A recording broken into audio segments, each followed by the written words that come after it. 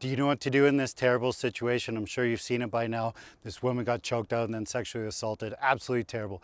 Apparently what they said though is there was a confrontation where they were face to face first. So it wasn't just like she didn't know he was there. That's a big mistake in my books, okay? So if there's a confrontation, walk backwards and walk away. At least you can see if this dude's following you, right? Try and run into a store, try and find some safety.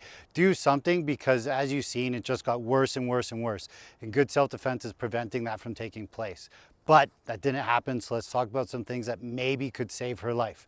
So he brings around the noose or the belt. It's at this point here, the choking motion and the pulling motion is what brought her down to the ground. When she fell to the ground, she hit her head, she knocked herself unconscious. Let's stop it from the start right away. So from here, hands up right away, hold on.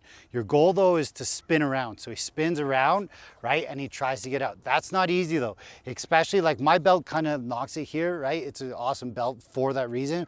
But if that got tighter and tighter, if he goes to spin, that's going to be harder. But at least here, it's less likely that she's going to hit the back of her head, which is going to knock her out. If he yanks on her though, right, you can see at least he has some footing. Okay, so that's one option, all dependent on the belt, right? The other option here is if everything works perfect, he grabs it, he turns, and he lifts at the same time.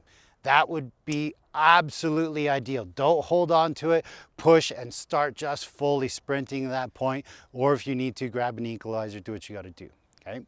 So we're here, he grabs it, but I'm too quick.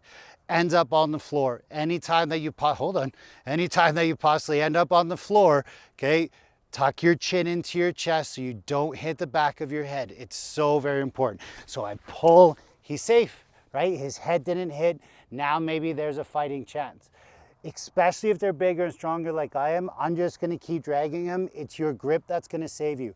His grip position right now of his arms is a very strong structural position. It's not like you need to do a whole bunch of pull-ups to keep you safe. So as I'm pulling on this, look, he's safe, he can breathe, everything's fine. I think what happened in the video is the hands were free, the choke had happened, and the reason why her hands weren't protecting herself is because that head hit the ground. So you can see how incredibly important that break fall is. Okay, so another option. I'm here, hands come up, hopefully he gets dragged down, and right away here he just spins. So he's spinning out.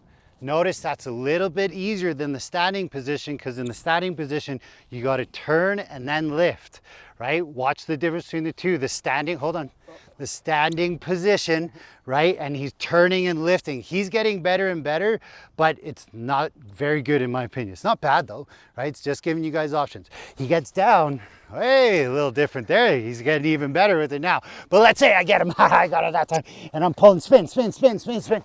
He's out. You guys are starting to see how important those hands are, okay? So all of this can be eliminated again if she's turning and facing. The disadvantage of this is she is built to move forward. As human beings, our knees bend this way for a reason.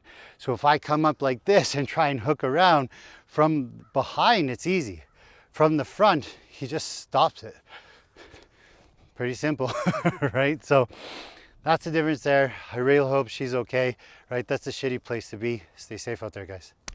Thanks for watching the video. You're obviously very dedicated towards your practice of self-defense, but there's only so much that you can learn from a quick couple-minute videos, and this is why the Budo brothers and I spent some serious time and effort and put together a very, very high-quality product available on budobrothers.com. It covers all the ranges of martial arts and everything that you need to do in order to be better at your self-defense.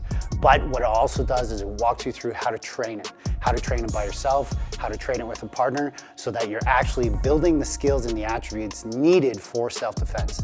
Yes, watching the quick videos and the shorts can do a lot, but if you really want to take a deep dive and learn a lot about self-defense, this is why we made this course for you. So make sure you train your ass off. Stay safe.